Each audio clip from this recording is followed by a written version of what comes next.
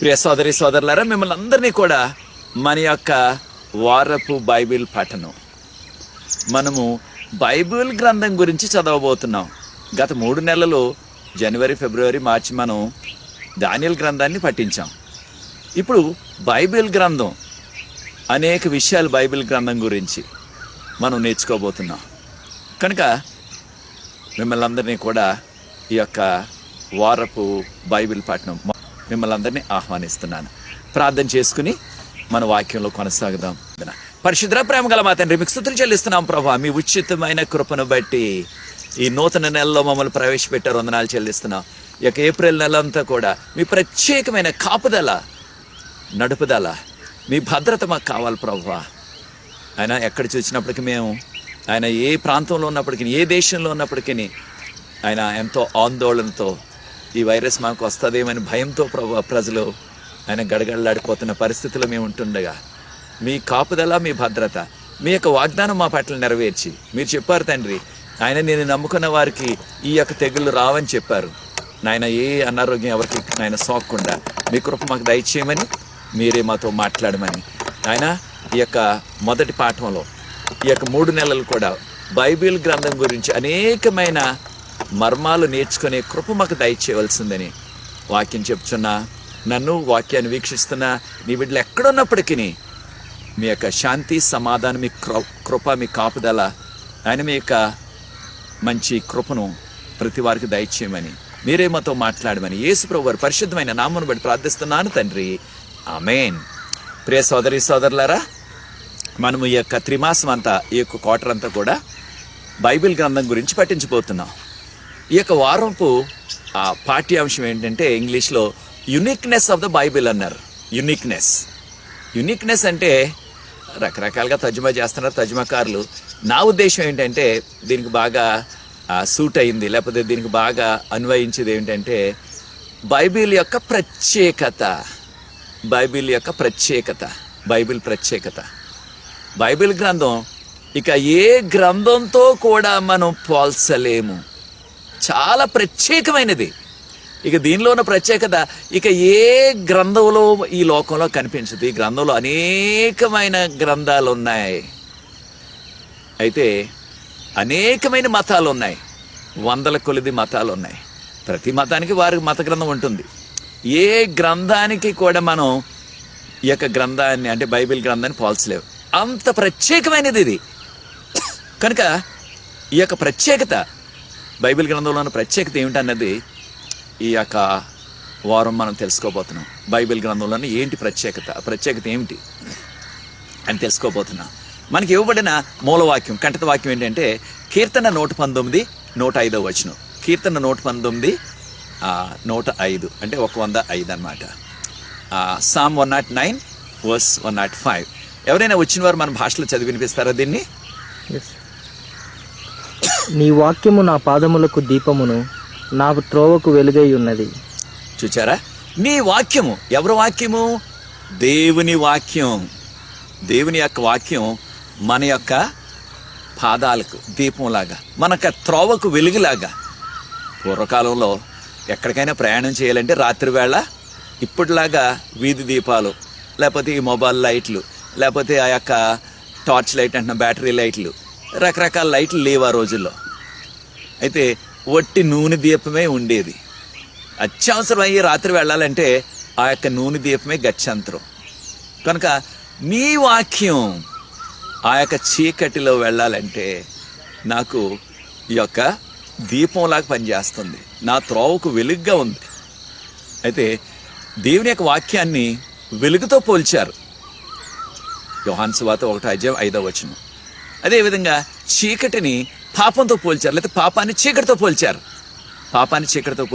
కనుక ఈ యొక్క పాపమనే చీకటి లోకంలో, పాపంతో నిండిపోయిన చీకటి లోకంలో మనం మన యొక్క జీవితాలు ముందుకు సాగాలంటే మనకు కావాల్సింది వెలుగు. చీకటిలో మనం ముందుకు వెళ్ళలేం కదా. వెలుగు లేకపోయినట్లయితే ఎక్కడో పడిపోతాం, దేన్నో గుద్దేస్తాం లేకపోతే. కానీ మనకు కావాల్సింది వెలుగు. ముందుకు వెళ్ళాలంటే చీకటిలో రాత్రి వేళ. అలాగే ఈ పాపపు లోకంలో మన గమ్యస్థానం క్షేమంగా చేరాలంటే మనకు కావాల్సింది దేవుని వాక్యం. కనుక నీ వాక్యము నా పాదములకు వెలుగు, నా త్రోవకు వెలుగు, నా పాదాలకు దీపంలాగా ఉంది అని ఈ యొక్క కీర్తనకారుడు మనకి చెప్తున్నారు. ఈ యొక్క బైబిల్ గ్రంథంలో, బైబిల్ గ్రంథం అంటున్నాం, ఈ బైబిల్ గ్రంథంలో 66 చిన్న గ్రంథాలు ఉన్నాయి, చిన్న పుస్తకాలు ఉన్నాయి. 66 పుస్తకాలు కలిస్తే ఇది ఒక గ్రంథం. దీన్నే బైబిల్ గ్రంథం అంటున్నాం. ఆదికాండం అంటే మొదటి గ్రంథం, ఆఖరి గ్రంథం ప్రకటన గ్రంథం బైబిల్ గ్రంథంలో. ఇది క్రొత్త నిబంధనల ఆఖరి గ్రంథం. ఈ గ్రంథాలన్నిటిలో ఆది నుంచి చివరి వరకు, అంటే మొదటి నుంచి చివరి వరకు ఉన్న గ్రంథాలన్నీ లెక్కిస్తే 66 ఉన్నాయి ఈ గ్రంథాలు. ఇవన్నీ కలిసి మనం బైబిల్ అంటున్నాం, లేదా బైబిల్ గ్రంథం అంటున్నాం. ఆ చిన్న పుస్తకాలన్నీ కలిసి బైబిల్ గ్రంథం అంటున్నాం. దీన్ని రాయటానికి, ఈ బైబిల్ గ్రంథాన్ని రాయటానికి దాదాపుగా 1500 సంవత్సరాలు పైగా పెట్టేసింది. 1500 సంవత్సరాలు పైగా పెట్టేసింది. మొట్టమొదట బైబిల్ గ్రంథాన్ని రాసిన వారు ఆత్మావేశంతో, ప్రేరేపణతో రాసిన వారు మోషే గారు. ఆదికాండాన్ని మొట్టమొదటిగా బైబిల్ గ్రంథంలో రాయబడ్డ గ్రంథం యోబు అని బైబిల్ పండితులందరూ కూడా మనకు చెప్తున్నారు. అది కూడా మోషే గారే రాశారు. అయితే ఈ యొక్క అప్పటి నుంచి ఆఖరి గ్రంథం, లేదా ఆఖరి పుస్తకం బైబిల్ గ్రంథంలో రాసిన వారు యేసు ప్రభు శిష్యుడైన యోహాన్ గారు. ఇది ఆఖరి గ్రంథం, ప్రకటన గ్రంథం. అంటే ఆదికాండం నుంచి ప్రకటన వరకు రాయబడ్డ ఈ యొక్క 66 పుస్తకాలు రాయటానికి సుమారు 1500 సంవత్సరాలు పట్టేసింది. అయితే ఇవన్నీ కూడా ఒకే ఊరిలో రాయలేదు, ఒకే వ్యక్తి రాయలేదు, ఒకే ఊరిలో రాయలేదు. అయితే 3 ఈ యొక్క ఖండాలు అంటున్నాం మనం, 3 ఖండాలు. అయితే ఒకటి ఆసియా, ఓకే, 3 ఖండాలు, 3 కాంటినెంట్స్ అంటున్నాం. ఆసియా ఖండంలో కొన్ని పుస్తకాలు రాయబడ్డాయి. ఉదాహరణకి ఏంటి ఆసియా ఖండంలో రాయబడ్డవి? ఉదాహరణకి మనం చెప్పుకోవాలంటే యెషయా గ్రంథం, లేకపోతే ఇర్మియా గ్రంథం, ఈ విధమైన గ్రంథాలు, లేకపోతే ఆమోస్ గ్రంథం, ఇలాంటి గ్రంథాలు, లేకపోతే మొదటి రాజులు, రెండవ రాజులు, మొదటి దిన వృత్తాంతాలు, రెండవ దిన వృత్తాంతాలు, న్యాయాధిపతులు, ఇలాంటి గ్రంథాలన్నీ కూడా ఆసియా ఖండంలో రాయబడ్డాయి, ఏషియన్ కాంటినెంట్. తర్వాత రెండవది కొన్ని గ్రంథాలు లేదా కొన్ని పుస్తకాలు ఈ యొక్క ఆఫ్రికాలో రాయబడ్డాయి. కొన్ని పుస్తకాలు ఆఫ్రికాలో రాయబడ్డాయి బైబిల్ గ్రంథాలు.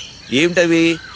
మొదటి 5 పుస్తకాలు బైబిల్ గ్రంథంలో ఉన్న మొదటి పుస్తకాలు ఆదికాండం, నిర్గమకాండం, లేవీకాండం, సంఖ్యాకాండం, ద్వితీయోపదేశకాండం మరియు యోబు గ్రంథాలు.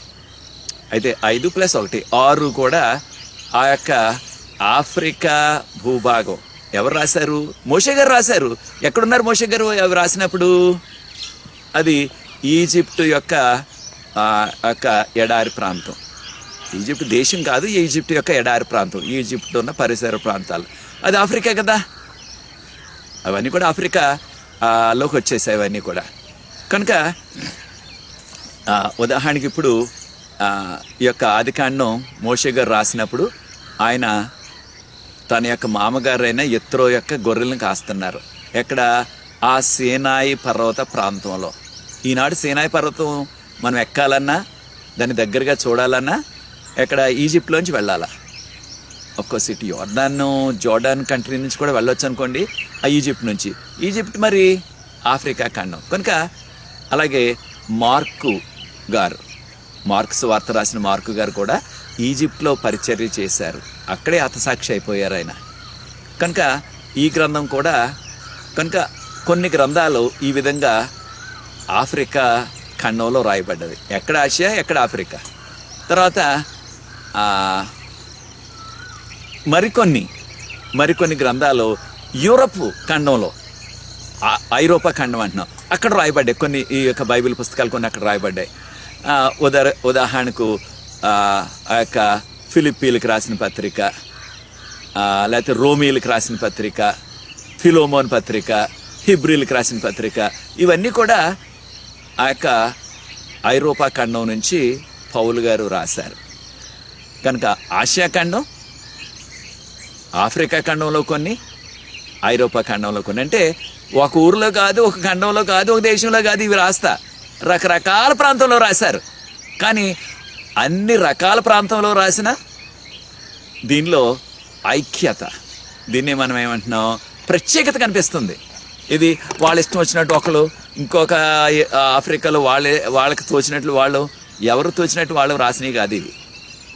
అయితే ఎంతమంది రాశారంటే ఒక్కరు కాదు, ప్రారంభించింది మోషే గారు. ఇవి రాసింది 40 మంది ఒకేసారి కాదు సమా. మోషే గారి కాలంలో ఆయన ప్రారంభించారు. మోషే గారి కాలానికి అది 1500 క్రీస్తు పూర్వం 1500 శతాబ్దం, 15వ శతాబ్దం నాడు, 1500 సంవత్సరాలు అయి, అంటే 15వ శతాబ్దం అంటున్నాం దాన్ని, క్రీస్తు పూర్వం అది. అప్పుడు యోహాన్ గారు రాసింది 96 AD, అంటే 96వ సంవత్సరం క్రీస్తు శకం.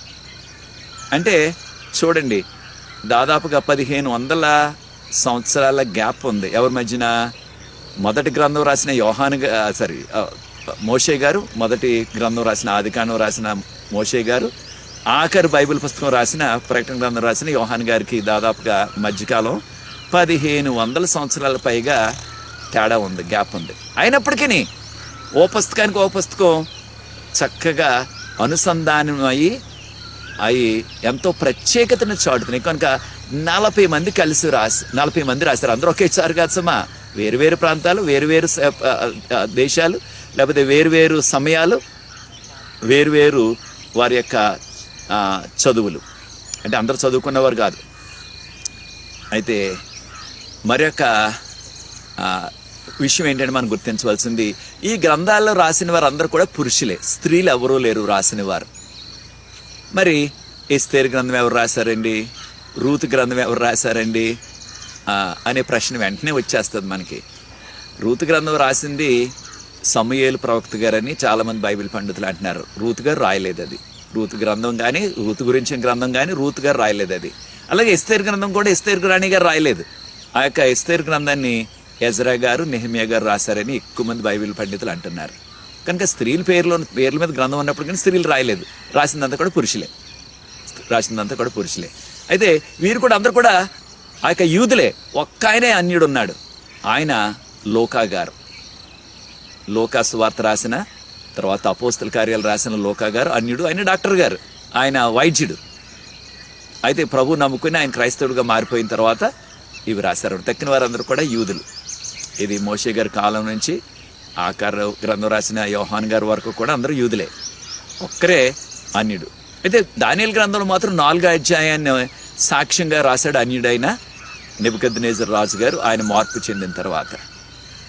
ఈ విధంగా బైబిల్ గ్రంథాన్ని ప్రభు రాయించారు.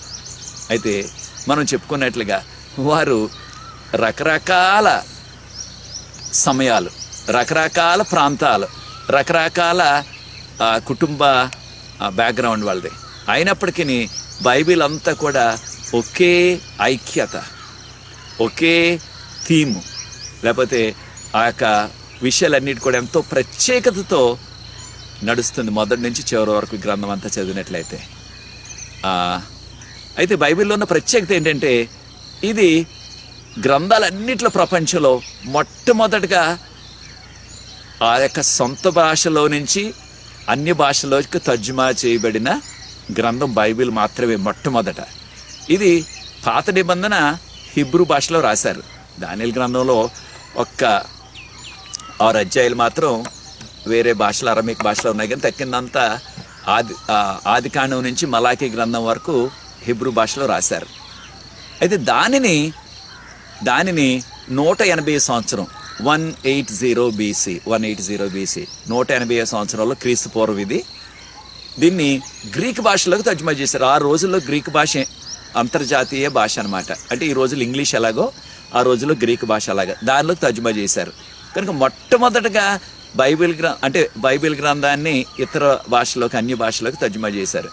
అంతవరకు ఏ గ్రంథం కూడా ప్రాముఖ్యమైన ప్రపంచంలో ప్రాముఖ్యమైన ఏ గ్రంథమైన, ఏ మత గ్రంథం కూడా ఇతర భాషలోకి తర్జుమా చేయబడలేదు. బైబిల్ మొదట, తర్వాత బైబిల్ తర్జుమా అయిన తర్వాత ఇతర భాషలోకి తక్కిన మతాల వారి సమయాన్ని బట్టి, వారి అవసరాన్ని బట్టి వారు తర్జుమా చేసుకున్నారు. తక్కిన కొన్ని గ్రంథాలు కూడా ఇతర భాషలోకి తర్జుమా చేశారు. కనుక బైబిల్కి ఉన్న ప్రత్యేకత ఏంటంటే మొట్టమొదటి గ్రంథం ఇది ఇతర భాషలోకి తర్జుమా చేయటం. తర్వాత ఇంకోటి కూడా ఉంది. దీని ప్రత్యేకత ఏంటంటే ఈ యొక్క అచ్చు యంత్రం కనిపెట్టిన తర్వాత, మన అందరికీ తెలుసు జాన్ గూటన్బర్గ్ గారు 1451లో అచ్చు యంత్రాన్ని కనిపెట్టారు. దీన్ని ప్రింటింగ్ ప్రెస్ అంటున్నాం ఇంగ్లీష్లో. అది కనిపెట్టిన తర్వాత ఆ యొక్క అచ్చు యంత్రంలో లేకపోతే ముద్రణాలయంలో మొట్టమొదటిగా ముద్రించబడిన గ్రంథం ఏదంటే బైబిల్ గ్రంథం. మొట్టమొదటిగా ముద్రించబడిన గ్రంథం బైబిల్ గ్రంథం. కనుక చూసారా ఎంత ప్రత్యేకత లేదు బైబిల్కి. దాంతోపాటు బైబిల్ ఒకే ఒక గ్రంథం ఈ యొక్క భూమి మీద ఉన్న ప్రజలందరూ ఏ భాషకు చెందినా సరే దాదాపుగా 95% ప్రజలు వాక్యాన్ని వారి సొంత భాషలోకి తర్జుమా చేసుకుని వారి సొంత భాషలో చదువుకునేలాగా బైబిల్ అందుబాటులో ఉంది ఇప్పుడు. ఇది భూమి మీద ఉన్న ప్రజలందరికీ కూడా 95% ప్రజలు వారు ఎక్కడున్నా సరే ఏ భాష అయినా సరే వారి సొంత భాషలో బైబిల్ గ్రంథాన్ని చదువుకునేలాగా బైబిల్ గ్రంథం తర్జుమా చేయబడ్డది, బైబిల్ గ్రంథం ముద్రించబడ్డది, అచ్చువేయబడ్డది. ఇక ఏ గ్రంథం కూడా లేదు ప్రపంచంలో ఉన్న ఎంత ప్రాముఖ్యమైన గ్రంథం అయినా సరే ఇన్ని భాషల్లోకి తర్జుమా అయిన గ్రంథం ఏది లేదు, ఒట్టి బైబిల్ గ్రంథం మాత్రమే. కనుక ఇది కూడా ప్రత్యేకతే కదా, మరి ఇది కూడా ప్రత్యేకతే. కనుక బైబిల్ మనం ఏమంటున్నామంటే ఇది జీవము గల దేవుని వాక్యము. జీవం గల దేవుని వాక్యం. దేనివల్ల జీవన గల దేవుని వాక్యం అంటున్నామంటే ఇది ఈ యొక్క బైబిల్ గ్రంథాన్ని మనుషులు సొంతగా వారి ఉద్దేశంతో వారి ఆలోచనలతో రాసిన గ్రంథం కాదు ఇది. బైబిల్ గ్రంథం ప్రత్యేకత ఏమిటంటే, దీనిలో ఉన్న ప్రత్యేకత ఏమిటంటే పరిశుద్ధాత్మ ఈ యొక్క విషయాలు ప్రేరేపణ ద్వారా బయలుపరిచారు. ఎవరికి ప్రేరేపణ వచ్చింది? విశ్వాసులైన ప్రార్థనా పరులైన భక్తులకి. వారిని మనం ప్రవక్తలు అంటున్నాం. కనుక పరిశుద్ధాత్ముడు వివరించిన విషయాలు బైబిల్ గ్రంథంలో ఉన్న విషయాలు. అదే రీతిగా 2 తిమోతి 3:16-17 మనం చూసినట్లయితే 2 తిమోతి 3:16-17 చూసినట్లయితే ఈ యొక్క బైబిల్ గ్రంథం దేని కొరకు మనకి ఉపయోగకరంగా ఉందంటే మనకి ఒక గమ్యాన్ని ఇవ్వటానికి ఒక మార్గదర్శిగా ఉంది. తర్వాత ఈ యొక్క బైబిల్ గ్రంథం మనల్ని సర్వ సత్యంలోనికి నడిపిస్తుంది బైబిల్ గ్రంథం. కనుక ఎవరైతే దీన్ని శ్రద్ధగా చదువుతున్నారో వారు ఈ యొక్క సత్యంలోనికి నడిపించబడతారు. ఈ విషయాన్ని మనం సమయం ఉన్నప్పుడు యోహాను సువార్త 14:16-17 చదివినా, అదే రీతిగా యోహాను సువార్త 16:13 ఈ వివరాలు చక్కగా ఉన్నాయి మనకి. ఈ వివరాలు బైబిల్ గ్రంథంలో ఉన్న సత్యాలు ఇవి మానవుల ద్వారా వచ్చినవి కాదు, పరిశుద్ధాత్ముడు బయలుపరిచారు. ఆ యొక్క విశ్వాసులైన ప్రార్థనా పరులైన వ్యక్తులకి దేవుడు వీటిని బయలుపరిచారు. వారిని మనం ప్రవక్తలు అంటున్నాం, లేకపోతే అపోస్తులు అంటున్నాం. వారు మన కొరకు ఈ యొక్క బైబిల్ గ్రంథాన్ని రచించి మన యొక్క తరాలకు అందించారన్నమాట. మరొక విషయం ఏంటంటే మనం నేర్చుకునే విషయం, ఈ యొక్క మోషే గారు ఆయన అరణ్యంలో 40 సంవత్సరాలు గొర్రెలను కాశారు. 40 సంవత్సరాలేమో ఆయన ముందు ఆయన యువకుడిగా 40 సంవత్సరాలు ఆ ఈజిప్ట్లో ఆ యొక్క విద్యాభ్యాసం, తర్వాత కావలసిన ఆ మిలిటరీ ట్రైనింగు అదంతా కూడా పొందారు. దేనికి? ఆయన రాజు అవ్వాలి కనుక, ఫరో అవ్వాలి కనుక. ఇంకో 40 సంవత్సరాలు ఏమో ఆయన గొర్రెలను కాశారు అరణ్యంలో. అప్పటికి 80. అప్పుడు ప్రభు పిలిచి ఆయన్ని 40 సంవత్సరాలు వీరిని నడిపించారు. ఇది ఇశ్రాయేలీని మోషే గారి నాయకత్వంలో వారు నడిపించారు ఆ యొక్క ఈజిప్ట్ నుంచి కానాను వరకు, బోర్డర్ వరకు. అప్పుడు ఇక ఆయనకి ఆఖరి దశ వచ్చేసినప్పుడు, మరణం దగ్గరికి వచ్చినప్పుడు ఆయన ఒక పాట రూపంలో రాశారు. ఇది మనకి ద్వితీయోపదేశకాండం 31:32-43 వరకు ఉన్న వాక్య భాగం. డ్యూట్రానమీ 31:32-43. ద్వితీయోపదేశకాండం 31:32-43 వరకు ఉన్న వాక్య భాగం. అయితే ఈ యొక్క మోషే గారు ఆఖరిగా చెప్పిన మాటలు అనమాట, ఒక వర్తమానం ఇది. నేను పాట రూపంలో చెప్పారు. కారణం ఏంటంటే పాట రూపంలో అయితే ఎక్కువ కాలం జ్ఞాపకం ఉంటుంది ఆ యొక్క ట్యూన్. కొన్నిసార్లు మనం ఎప్పుడో చిన్నప్పుడు నేర్చుకున్న పాట సడన్గా మనకు మనసులో జ్ఞాపకం వస్తూ ఉంటుంది. కారణం ఏంటంటే పాటకి ఆ యొక్క ప్రభావం ఉంది. కనుక ఈ పాట రూపంలో ఈ వర్తమానం చెప్పారు. ఏమని? మీరు దేవుని మీదనే మీ దృష్టి ఉంచండి. తర్వాత మీరు మీ పిల్లలకి ఈ యొక్క దేవుని యొక్క విషయాలు, దేవుని యొక్క విధులు, కట్టడలు మీ పిల్లలకి నేర్పాలి. మీ పిల్లలకి నేర్పాలా, మీ బిడ్డలకి నేర్పాలా. దేవుని వాక్యము మీరు నేర్పించండి. దేవుని మీదే మీ యొక్క దృష్టిని ఉంచండి. ద్వితీయోపదేశకాండం 32వ అధ్యాయం ఆ యొక్క 46వ వచనం. కనుక దేవుని వాక్యం అంతా, కొంతే కాదు సమా, దేవుని వాక్యం అంతా కూడా ప్రాముఖ్యం. మీరు వాక్యం నేర్పండి. అయితే ప్రియ దేవుని బిడ్డలారా, ఈ యొక్క ఆధ్యాత్మిక సత్యాన్ని కూడా మనం నేర్చుకోవాలా. అదేమిటంటే ఈ యొక్క కడవరి దినాల్లో జీవిస్తున్నాం. ప్రభు త్వరగా వచ్చేస్తున్నారు. అందుకనే కదా ఈ యొక్క భయంకరమైన వ్యాధి. ఇది ఆకలి కాదమ్మా, ఇంకెలాంటివి అనేకమైన వస్తావి. ఇదొకటి, ఒక సూచన అనమాట. ఇవన్నీ జరుగుతున్నాయి కారణం ఏంటంటే ప్రభు త్వరగా వస్తున్నారు. అయితే కడవరి కాలంలో జీవిస్తున్నాం. మనం చేయవలసిందంటే, మనం నేర్చుకోవాల్సింది ఏమిటంటే దేవుని వాక్యం అనగా బైబిల్ గ్రంథంలో ఉన్న విషయాలు అన్నీ కూడా పాటించాలి. అంతేగాని ఇది నాకు నచ్చుతుంది, ఇది నేను చేస్తాను, ఇది నాకు నచ్చట్లేదు, నేను చెయ్యను దీన్ని, మనకి ఇష్టం వచ్చింది పాటించి మనకి ఇష్టం లేని విడిచిపెట్టేయటానికి అవకాశం లేదు. దేవుని వాక్యం అంతా కూడా మనం నమ్మాలి, దాన్ని పాటించాలి. కనుక ముఖ్యంగా దేవుని యొక్క కట్టడలు, దేవుని యొక్క 10 ఆజ్ఞలు చాలా ప్రాముఖ్యమైనవి. ఆ యొక్క 10 ఆజ్ఞలు మనం కూడా పాటించాలి. అయితే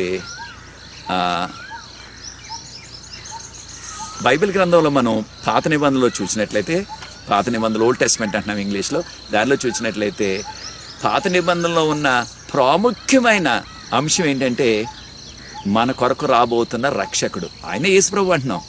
రక్షకుడు గురించి మనకు చెప్పబడ్డది పాత నిబంధనలో. అయితే ఈ యొక్క బైబిల్ గ్రంథాన్ని ఏ ఊరిలో రాశారంటే ఒక ఊరిలో రాయలేదు. అయితే పోనీ దేవుడే దీన్ని డిక్టేట్ చేశాడా అంటే, లేకపోతే దేవుడే దీన్ని ప్రతి మాటని చెప్పారంటే అలా కానే కాదు. దేవుడు ఆ యొక్క వర్తమానాన్ని, తన యొక్క దైవ వర్తమానం, తన వర్తమానం ఏముందో కళల రూపంలో, దర్శనాల రూపంలో కానీ దర్శనాల రూపంలో కానీ తను ఎంచుకున్న వ్యక్తికి బయలుపరిచేవారు. దీన్నే ఆ యొక్క ఎంచుకున్న వ్యక్తిని మనం ప్రవక్త అంటున్నాం. ప్రవక్తకి తెలియజేశారు కళల ద్వారా, దర్శనాల ద్వారా.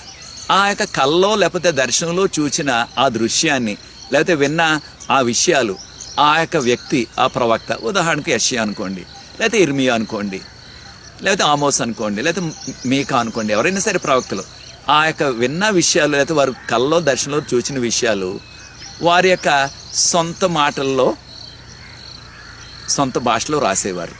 కనుకనే బైబిల్ గ్రంథం అంతా చూస్తే కొన్ని గ్రంథాలు బాగా చదువుకున్న వారు రాశారు. ఉదాహరణకు మోషే గారు చాలా చదువుకున్నాడు. ఆయన ఈజిప్ట్లో మంచి ఉన్న విద్యత అంతా ఆయన అభ్యసించారు. అలాగే సొలొమోన్ గారు మహాజ్ఞాని, ఆయన కూడా రాశారు. ఉదాహరణకు ఆ యొక్క ప్రసంగి, పరమగీతాలు అలాంటివి, ఆ 2 కొన్ని సామెతలు కూడా. మరి చాలా జ్ఞాని కనుక చాలా జ్ఞానయుక్తమైన మంచి భాష, పండితులకి అర్థమయ్యేలాంటి భాష, లేదా పండితులకి నచ్చే భాష ఇలాంటి చదువుకునేవారు వాడారు. మరి కొంతమంది పామరులు, అంటే చదువు లేని వారు, ఉదాహరణకు ఆమోస్ గారు, ఆయన పశువుల కాపరి, ఆయనకి చదువు లేదు కాబట్టి పెద్ద పెద్ద మంచి లోతైన అర్థాలు ఉండే భాష తెలియదానికి, మాటలు తెలియదానికి సామాన్యులు వాడుకునే భాష ఆయన యొక్క ఆమోస్ గ్రంథంలో రాశారు.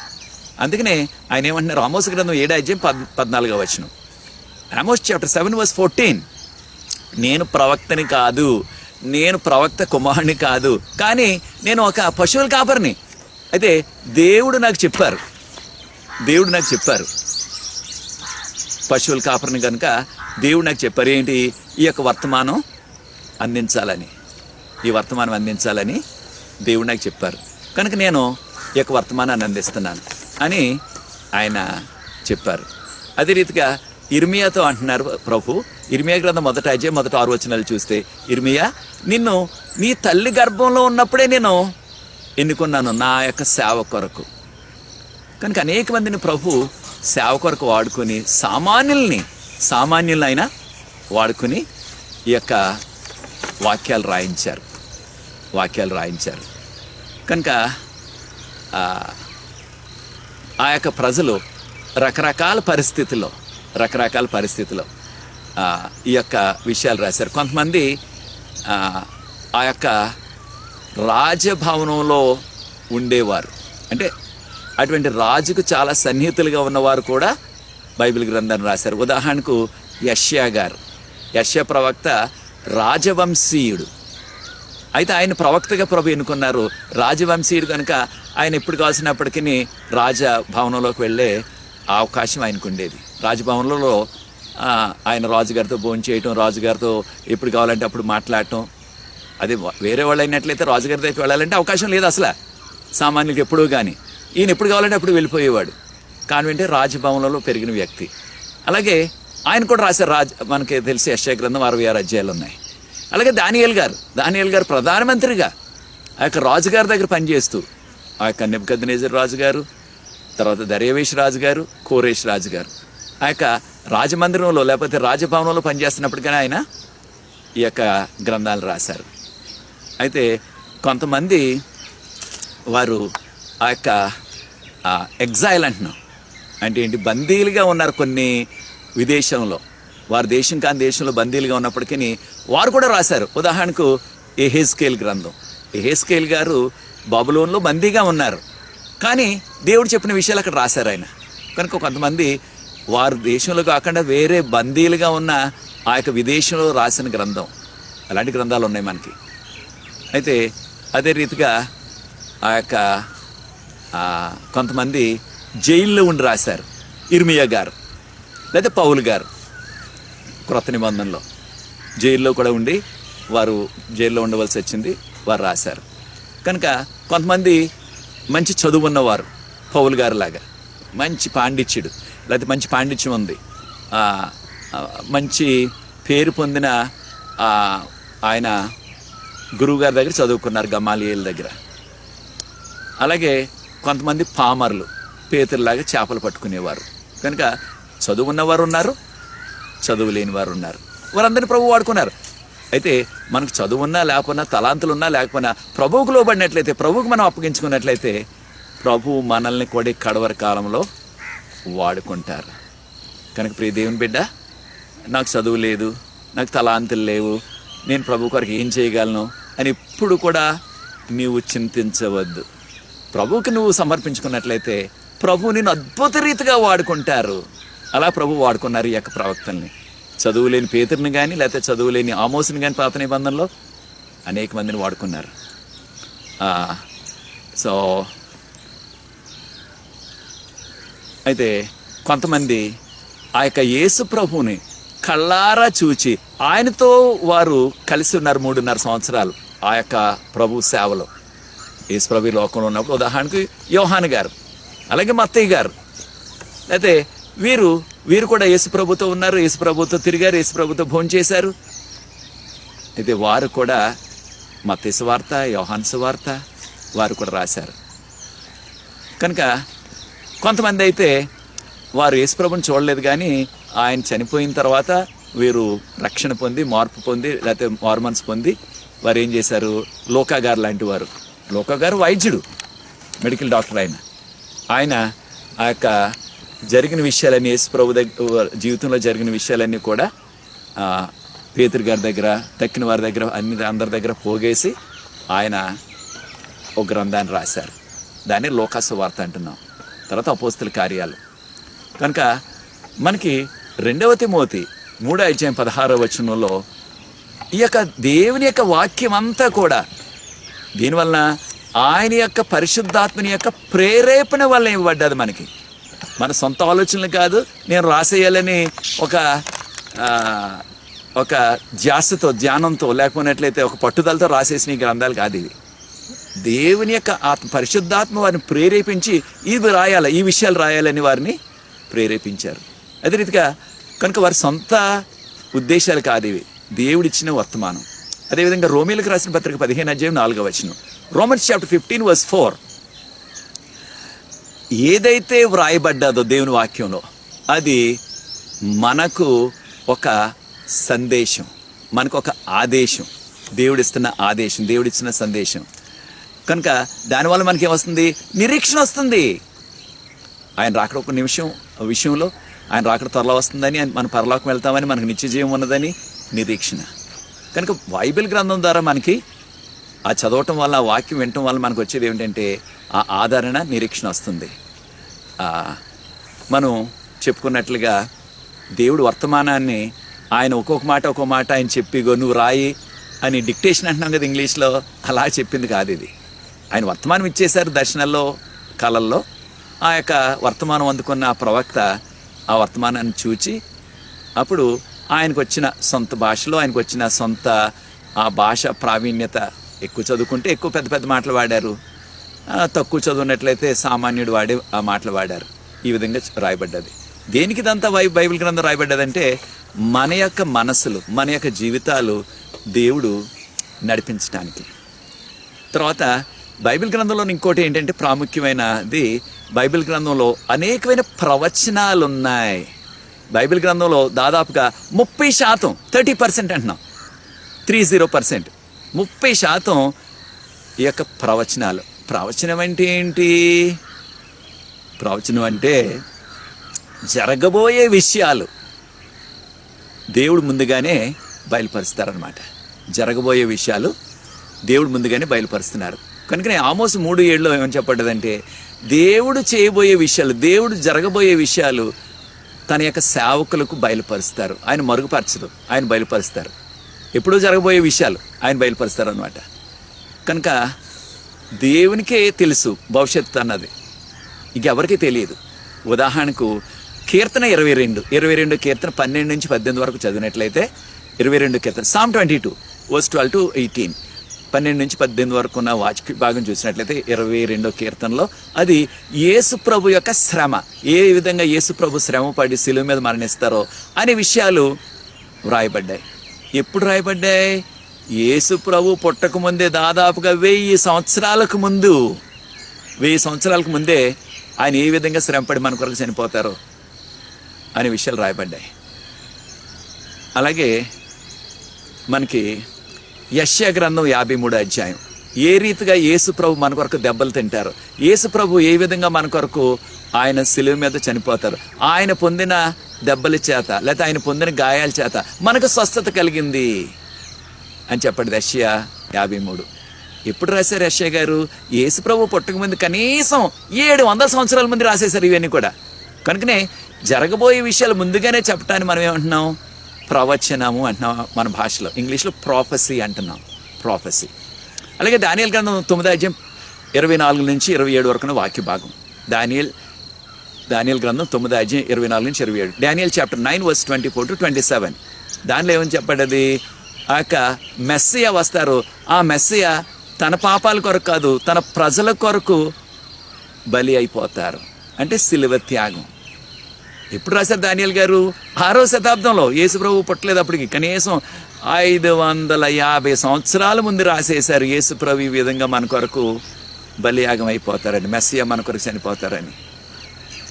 అలాగే మీకా గ్రంథం 5వ అధ్యాయం 2వ వచనంలో ఆయన ఏ ఊరిలో పుడతారో, ఏ ఊరిలో? ఓ బెత్లెహేమ్ ఎఫ్రాతా, నీవు ఎంత మాత్రము అల్పమైన దానివి కాదు, నువ్వు చిన్న గ్రామం అయినప్పటికీ యూదులను, ఇశ్రాయేలులను ఏలు రాజు నీలో నుంచి వస్తారు. ఓ బెత్లెహేమ్ ఎఫ్రాతా, చిన్న గ్రామం అది అంతే ఆ రోజుల్లో. ఇది యెరూషలేముకి ఒక 7 మైళ్ళ దూరం అంతే. అయితే ఇప్పుడు చెప్పేశారు ఇది మీకా గారు బెత్లెహేంలో పుడతారని. 700 సంవత్సరాల ముందు, ఆయన పుట్టకముందు. అప్పటికి ఆ యొక్క మరియమ్మ గారి తాత ముత్తాతలు కూడా పుట్టలేదు అప్పటికి ఇంకా. అయితే యేసుప్రభు వారు పుట్టిన కాలంలో మరియమ్మ గారు ఎక్కడున్నారు? ప్రధానం అయిపోయింది ఆవిడకి, పరిశుద్ధాత్మ చేత గర్భం వచ్చింది. వారు ఎక్కడున్నారు? నజరేత్ అనే గ్రామంలో ఉన్నారు. ఈ నజరేతుకి ఈ యొక్క బెత్లెహేమ్కి ఆ యొక్క మనం కిలోమీటర్లో చెప్పుకోవాలంటే దాదాపుగా 145 కిలోమీటర్ల దూరం. అయితే హడావుడిగా 9 నెలల గర్భం అయినా సరే నడవలేక గాడిద మీద ఎక్కి వచ్చేసారు. దేనికి? ఆ రోజుల్లో ఒక రాజశాసనం వచ్చింది కైసర్ అగస్తు వలన. అందరూ కూడా మీ సొంత ఊరికి వెళ్ళాలా, అక్కడ మీ పేరు నమోదు చేయించుకుని పన్ను కట్టాలి, లేకపోతే జైల్లో వేసేస్తామన్నారు. అయితే యోసేపు గారు తన యొక్క ప్రదానం చేయబడిన ఆ యొక్క మరియమ్మ గారిని గర్భవతిని తీసుకుని గాడిద మీద తీసుకొచ్చారు. మరి 145 కిలోమీటర్లు దాదాపుగా రావాలంటే మరి ఒక రోజులో 2 రోజులో గాడిద మీద వచ్చే పని కాదు. గాడిద ఎంత స్పీడ్గా వెళ్తుంది మనకు తెలుసు. ఆ యొక్క కొండలు ఎక్కాల, కొండలు దిగాల, అనేకమైన కొండలు ఈ మధ్య మార్గంలో, దీనికి నజరేతుకి బెత్లెహేమ్కి మధ్యలో. కానీ ఖచ్చితంగా వెళ్ళాలి. బెత్లెహేం వాళ్ళ తాతల ముత్తాతల గ్రామం, అది యూదుల గ్రామం అది. ఎందుకంటే దావీదు యొక్క గ్రామం, దావీదు వంశీయులు వేరు, మరియమ్మ యోసేపు కూడా. కనుక వారు వచ్చారు. అప్పుడు ప్రవచనం ఎలా నెరవేరిందో చూడండి. వారు ఎన్ని రోజులు ప్రయాణం చేశారు? కనీసం ఆ యొక్క గర్భవతిని తీసుకురావటానికి కనీసం 1-2 వారాలు పెట్టేస్తుంది. ఎందుకంటే స్పీడ్గా రాలేదు గాడిది. ఆవిడ కూడా రోజంతా కూర్చోలేదు గాడిద మీద, 9 నెలల గర్భవతి కాబట్టి. అయితే అక్కడికి చేరిన తర్వాత ఆ రాత్రి వారు బెత్లెహేంలో వచ్చాక ఆ రాత్రి జన్మించారు ప్రభు. చూచారా వాక్యం ఎలాగ అక్షరాల నెరవేరిపోయిందో? ఆ దారిలో ఎక్కడ పుట్టలేదు ఆయన బెత్లెహేం చేరాక. ఇది మీకా 5:3. కనుక ఇంకొక విషయాన్ని కూడా నేర్చుకోవాలా. ఆ రోజుల్లో ఆ యొక్క బెత్లెహేం అని 3 గ్రామాలకి దగ్గర గ్రామాలకి అదే పేరు. మన ఊరు మనకు కూడా కొన్నిసార్లు అదే మండలంలో అదే పేరుతోటి గ్రామాలు ఉంటాయి, 2-3 గ్రామాలు. బెత్లెహేం అనే పేరు 3 గ్రామాలకు ఉండేది ఆ చుట్టుపక్కల. అయితే వీరికి ఏ విధమైన తికమక లేకుండా కన్ఫ్యూజ్ అవ్వకుండా వారు ప్రతి గ్రామస్తులు కూడా దానికి ఇంకొక చివరి బెత్లెహేం చివరి ఇంకో పేరు పెట్టుకున్నారు. ఈ యొక్క గ్రామస్తులు ఏం చేశారంటే ఎవరికి తికమక లేకుండా బెత్లెహేం ఎఫ్రాతా అని పెట్టుకున్నారు. ఎఫ్రాతా అనేది చివరి పేరు అనమాట, వీళ్ళు పెట్టుకున్నారు. కనుక మీకా గారు ఏమో రాస్తున్నారు చూడు, బెత్లెహేం ఎఫ్రాతా. ఒకటి బెత్లెహేం వదిలేస్తే ఆయన ఎవరో ఒకరు మీలాంటి వాళ్ళు నాలాంటి వాళ్ళు ఏంటి మీకా అలా రాస్తున్నాం బెత్లెహేం అంటున్నాం, ఇక్కడ 3 బెత్లెహేంలు ఉన్నాయి కదా మనకి ఇక్కడ, ఈ 3 బెత్లెహేంలో ఏ బెత్లెహేంలో పుడతాడు ఆయన అని ప్రశ్నించేవారు. కానీ చూడండి ఎంత కరెక్ట్గా ఎంత రైట్గా రాసేశారు. బెత్లెహేం ఎఫ్రాతాలో పుడతారు, అక్కడే పుట్టారు ఆయన మీకా 5:3. అదేవిధంగా మలాకి 3:1 చూసినట్లయితే యేసు ప్రభు ఆయన యొక్క తీర్పు ఏ విధంగా రాబోతుంది, తీర్పు ఆయన తీరుస్తారు. ఇది కంసాలి వలె ఆ యొక్క శుద్ధీకరించడానికి ఆయన వస్తున్నారని. అలాగే జకరయ్య 9:9 జకరయ్య గ్రంథం 9:9లో ఓ సియోను కుమార్తె నీ రాజు ఆ యొక్క గాడిద మీద ఎక్కొస్తారు. నిజమే, యేసు ప్రభు వారు ఆయన సిలువ వేయబడక ముందు కొన్ని రోజులకు ముందు, అంటే ఒక వారం రోజులు దాదాపుగా, దేని మీద వచ్చారు? ఆ యొక్క యెరూషలేంకి గాడిద మీద ఎక్కొచ్చేశారు. గాడిద మీద ఎక్కొచ్చేశారు. కనుక ప్రియ దేవుని బిడ్డలారా, బైబిల్ గ్రంథంలో ప్రవచనం చాలా ఉంది, చాలా ప్రాముఖ్యమైన ప్రవచనాలు, ముఖ్యంగా కడవరి కాలం గురించి. చాలామంది అడుగుతున్నారు ఈ మధ్యకాలంలో, ఇది ఈ కరోనా వైరస్ వచ్చేసింది, ఇక ఏం రాబోతున్నాయి, ఇంకేం సూచనలు రాబోతున్నాయని. అలాంటి సూచనలన్నీ కూడా మత్తయి సువార్త 24వ అధ్యాయం సమయం ఉన్నప్పుడు చదవండి. ఈ యొక్క రాకడకు ముందు జరిగే గుర్తులు. అలాగే లోక 21వ అధ్యాయం, అది కూడా రాకడకు ముందు జరిగే గుర్తులు. అయితే ఇటీవల కాలంలో గత వారం నుంచి మన శుభవార్త ఛానల్లో మీకు అందరికీ తెలుసు కదా, సోమవారం సాయంత్రం 5 నుంచి 5:30 వరకు వస్తుంది మన కార్యక్రమం. ప్రతి సోమవారం కూడా ఆ యొక్క కార్యక్రమంలో ఈ యొక్క అంచెదినాల్లో కడవరి కాలంలో జరిగే విషయాలన్నీ కూడా నేను వివరిస్తున్నాను వాక్య ప్రసంగాల రూపంలో. కడవరి కాలంలో జరిగే విషయాలు మీకు సమయం ఉంటే దాన్ని ప్రతి సోమవారం 5 నుంచి 5:30 వరకు శుభవార్త ఛానల్లో మీరు ఆ కార్యక్రమాన్ని చూడవచ్చు. కడవరి కాలం మన కార్యక్రమం పేరు. ఒకవేళ మీకు అనుకూలం లేకపోయినట్లయితే మన యొక్క యూట్యూబ్ ఉంది. ఇది డాక్టర్ శరత్ బాబు అనే ఒక యూట్యూబ్, లేకపోతే ప్రొఫెసర్ శరత్ బాబు అనే యూట్యూబ్. ఈ రెండాటిలో దేనిలోనైనా సరే ఆ కార్యక్రమం అయిపోయిన ఒక 4 రోజులకి ఆ కార్యక్రమం వల్ల యూట్యూబ్లోకి వచ్చేస్తుంది. మీరు ఎన్నిసార్లు అయినా చూడవచ్చు, డౌన్లోడ్ చేసుకోవచ్చు కావాలంటే. కనుక కడవరి కాలం గురించి మనం నేర్చుకోబోతున్నాం విషయాలు. కనుక ఈ యొక్క బైబిల్ గ్రంథంలో అనేకమైన ప్రవచనాలు ఉన్నాయి. అయితే యేసు ప్రభు యొక్క పాత నిబంధనలో ఆయన పుట్టుక గురించి, ఆయన మరణం గురించి, ఆయన పునరుద్ధానం గురించి అవన్నీ కూడా ముందుగానే ప్రవచనం రూపంలో చెప్పేశారు. కనుక ఈ విషయాలు ఇవన్నీ కూడా ప్రవచనాలు మనం నేర్చుకోబోతున్నాం. ఈ యొక్క 3 నెలలు కూడా అనేక విషయాలు. కనుక బైబిల్లో అనేకమైన ప్రవచనాలు ఇవ్వబడ్డాయి బైబిల్ గ్రంథంలో. ఇక ఏ గ్రంథంలో కూడా లేవు ఇటువంటి ప్రవచనాలు. కనుక ఇది ప్రత్యేకత. ఇక ఏ మత గ్రంథంలో కానీ, ఏ యొక్క పేరు ప్రఖ్యాతులు గాంచిన గ్రంథం కానీ ఈ యొక్క లోకంలో ఏ గ్రంథానికి ఇటువంటి ప్రత్యేకత లేదు. బైబిల్ గ్రంథంలో మాత్రమే ఉన్నాయి ఇటువంటి జరగబోయే భవిష్యత్తులో జరగబోయే ప్రవచనాలు చెప్పబడిన గ్రంథం ఇది ఒక్క గ్రంథమే. కనుక బైబిల్ గ్రంథం ప్రత్యేకమైన గ్రంథం. అదే రీతిగా బైబిల్లో చరిత్ర ఉన్నది. అయితే అనేకమైన విషయాలు ఏదో కల్పించిన విషయాలు కాదు, కల్పించి రాసిన విషయాలు కాదు ఇవి. ఇదేదో నవల్లాగా రాసేసింది కాదు ఊహించి. ఇవి కరెక్ట్గా చారిత్రక విషయాలు. అయితే మనలో అనేక ఇతర మతాల్లో ఏంటంటే ఈ యొక్క కాలం అనేది, చరిత్ర అనేది ఒక చక్రం లాంటిది, అలాగ తిరుగుతూ ఉంటుంది. అంటే ఇగో ఇప్పుడు ఏదో కరోనా వచ్చింది, కష్టకాలం వచ్చింది, 4 రోజులు పోయిన తర్వాత కొంతకాలం తర్వాత మళ్ళీ మంచి కాలం వస్తుంది, మళ్ళీ స్వర్ణయుగం వస్తుంది, మళ్ళీ కొంతకాలం తర్వాత మళ్ళీ ఇటువంటి కష్టకాలం, మళ్ళీ ఇంకేదో వైరస్ వస్తుంది. ఇలాగే ఇప్పుడు కూడా మంచి చెడ్లు ఇలా చక్రంలా తిరుగుతూ ఉంటాయి. చక్రం ఒకసారి చూసామనుకోండి, అప్పుడు ఆ యొక్క చక్రంలో అయితే రంగుల రకం చక్రం లాంటి పెద్దది ఉంటాయి, జాయింట్ వీల్ అంటున్నాం మనం. అయితే దానిలో కూర్చునేవాడు కాసేపు ఉండేటవాడికి ఏమవుతుంది, పైకి వెళ్ళిపోతున్నాడు. పైన ఉన్నప్పుడు వాడు చక్క చప్పలు కొడుతూ నవ్వుతున్నాడు. కాసేపటికి ఏమవుతుంది, వాడికి ఎందుకు వచ్చేస్తున్నాడు, కింద ఉన్నవాడు పైకి వెళ్ళిపోతున్నాడు. అలాగే చక్రంలాగే తిరుగుతూ ఉంటుంది కాలం అనేవారు ఉంటున్నారు. అది సరికాదు. బైబిల్ గ్రంథం ఏముంటుందంటే దీనికి ఒక ఆది అంతం ఉంది. ఆది అంటే దేవుడు సృష్టించారు, అంతం ఏంటంటే రెండో రాకడ. దీన్ని ఇంగ్లీష్లో లీనియర్ వ్యూ ఆఫ్ హిస్టరీ అంటున్నారు. లీనియర్ వ్యూ ఆఫ్ హిస్టరీ అంటున్నారు.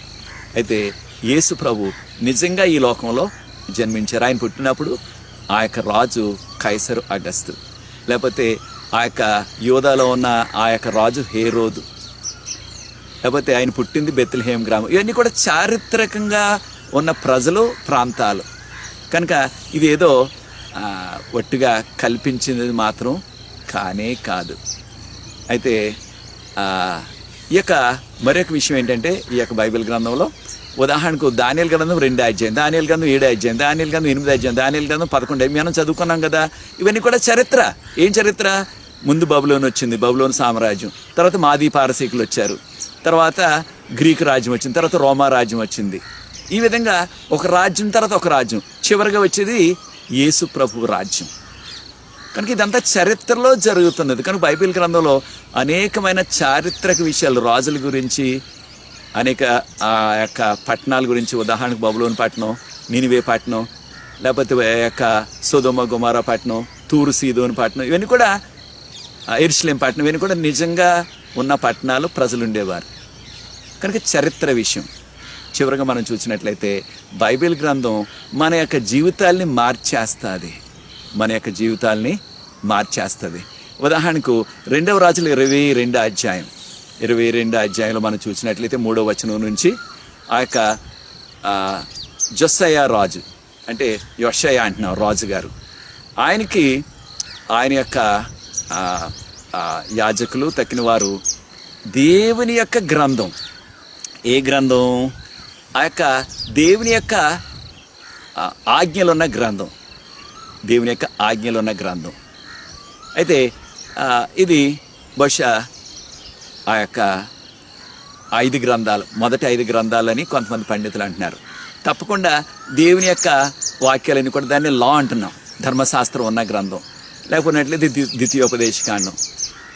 ఆ యొక్క గ్రంథం ఎప్పుడైతే దొరికిందో అది రాజుగారికి పట్టుకొచ్చి ఇస్తే, రాజుగారు చూసి ఆ యొక్క గ్రంథంలో ఉన్న విషయాలు చదివించుకుని ఆయన ఎంతో భయపడిపోయి ఆయన వస్త్రాలు కూడా చించేసుకుని, ఇన్ని గొప్ప విషయాలుంటే మనం దీన్ని నిర్లక్ష్యం చేసేసాం అనేసి ఆ యొక్క మార్పు తెచ్చుకుని ఆయన మనసులో, అప్పటికి ఎక్కడ చూసినప్పటికీ విగ్రహారాధన, బయలుదేవత ఆరాధన పెచ్చిమీరిపోయింది.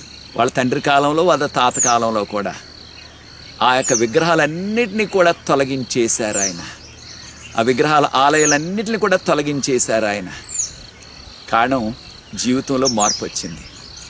ఈ యొక్క ఆధ్యాత్మిక సత్యాన్ని కూడా నేర్చుకోవాలి. వాక్యం చదివినట్లయితే మన పాపపు జీవితం మార్చేస్తుంది, మన జీవితాల్ని ధన్యం చేస్తుంది బైబిల్ గ్రంథం.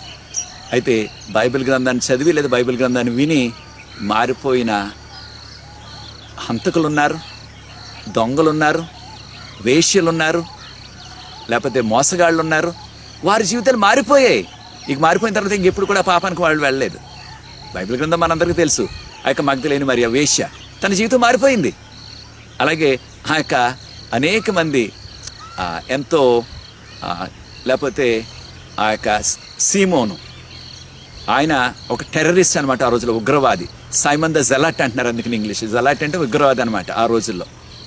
ఆ ఉగ్రవాది మారిపోయి ప్రభు శిష్యుడైపోయాడు ఆయన.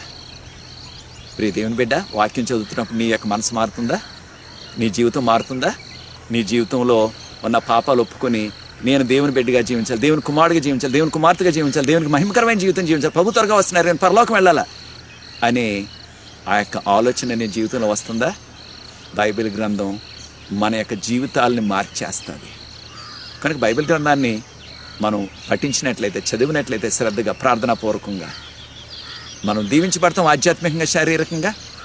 ప్రభు త్వరలో వస్తున్నారు కనుక ఆయన రాకడ కొరకు సిద్ధపడటానికి ఈ బైబిల్ గ్రంథం మనకి ఎంతో ఉపకరిస్తుంది. కనుక ప్రియ దేవుని బిడ్డలారా, మనం ఈ యొక్క 3 నెలలు కూడా బైబిల్ గ్రంథం గురించి అనేక విషయాలు నేర్చుకుంటూ, దాన్ని పఠిస్తూ, దాని ప్రకారంగా జీవించినట్లయితే ప్రభు త్వరగా వస్తున్నారు కనుక ఆయన రాజ్యంలో చేరతాం.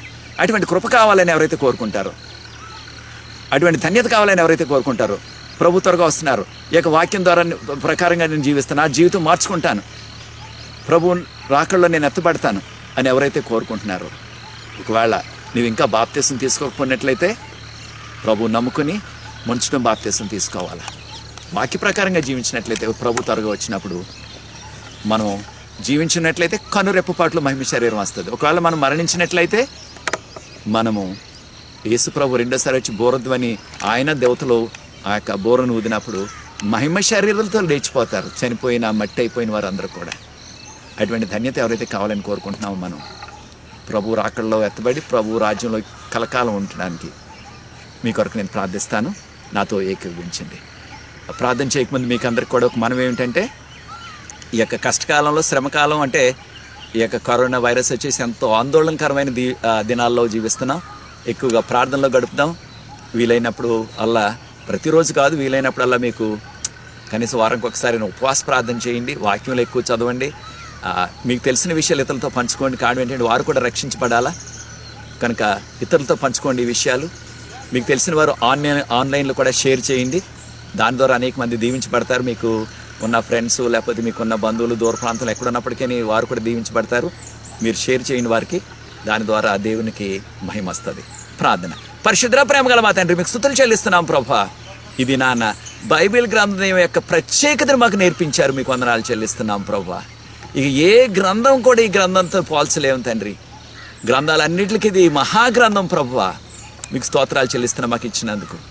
ఆయన దీన్ని మేము రోజు కూడా పఠిస్తూ, దీని ప్రకారంగా మేము జీవిస్తూ, మీకు యోగ్యమైన బిడ్డలుగా, కుమారులుగా, కుమార్తెలుగా మీకు మహిమకరంగా ఆయన జీవితాలు జీవించడానికి, మీకు మహిమ తేవటానికి ఆయన ఈ గ్రంథం నుంచి మేము ప్రతి విషయాలు నేర్చుకుని మీకు మహిమ తెచ్చే కృప దయచేయవలసిందని ఆయన అనేక మందికి ఈ యొక్క బైబిల్ గ్రంథం గురించి తెలియని వారు ఉన్నారు లోకంలో, ఇంకా ఈ కడవరి కాలంలో.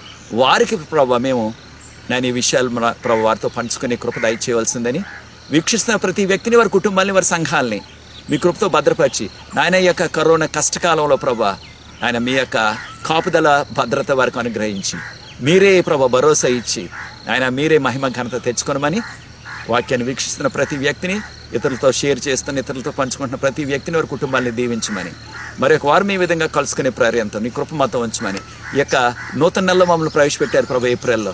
ఈ ఏప్రిల్ మాసం అంతా కూడా మాకు కావాల్సిన ఆధ్యాత్మిక, శారీరక దీవెనలు దయచేయండి. ఆయన మాకు కావాల్సిన అవసరాలన్నీ తీర్చండి.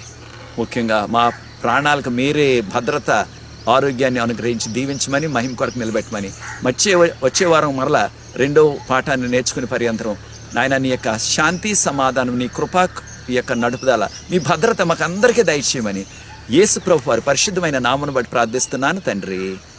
ఆమేన్, ఆమేన్, ఆమేన్. ప్రియ సోదరి సోదరులను మీకు అందరికీ వందనాలు. ప్రభు మిమ్మల్ని దీవించకాక వచ్చేవారం మళ్ళీ కలుసుకుందాం.